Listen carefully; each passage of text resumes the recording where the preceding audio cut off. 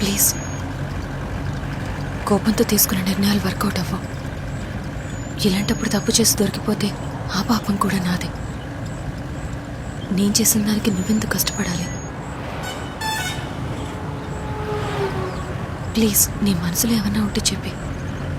నువ్వు తిట్టు, నేను తిడతాను. జస్ట్ క్లియర్ అయిపోతాం.